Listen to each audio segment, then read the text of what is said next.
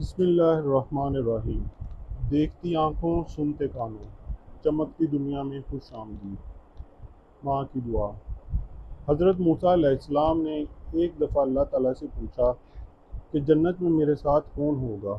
ارشاد ہوا فلاں قصاب ہوگا۔ آپ کچھ حیران ہوئے اور اس قصاب کی تلاش میں چل پڑے۔ وہاں دیکھا تو ایک قصاب اپنی دکان میں گوشت بیچنے میں مصروف تھا۔ اپنا کاروبار ختم کر کے اس نے گوشت کا ایک ٹکڑا کپڑے میں لپیٹا اور گھر کی طرف روانہ ہو گیا۔ حضرت موسیٰ علیہ السلام نے اس قصائی کے گھر کے بارے میں مزید کچھ جاننے کے لیے بطور مہمان گھر چلنے کی اجازت چاہی۔ گھر پہنچ کر قصائی نے گوشت کو پکایا، پھر روٹی پکا کر اس کے ٹکڑے شوربے میں نرم کیے اور دوسرے کمرے میں چلا گیا، جہاں ایک نہایت کمزور بڑھیا پلنگ پر لیٹی ہوئی تھی۔ قصاب نے بمشکل اسے سہارا دے کر اٹھایا اور ایک ایک لقمہ اس کے منہ میں دیتا رہا۔ جب اس نے کھانا تمام کیا تو بڑھیا کا منہ صاف کیا۔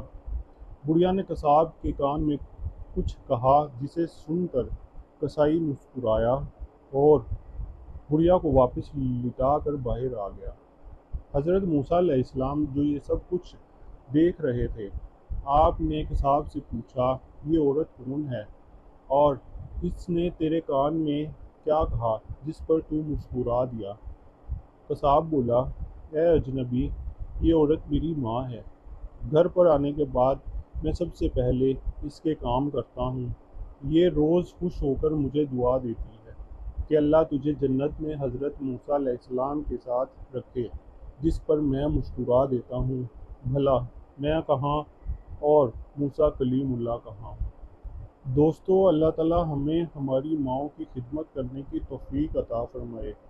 جن لوگوں کی مائیں زندہ ہیں وہ اپنی ماؤں کی خدمت کریں، اور جن لوگوں کی مائیں اس دنیا سے چلی گئی ہیں، اللہ تعالیٰ ان کو جنت الفردوس میں اعلیٰ درجے کا مقام عطا فرمائے۔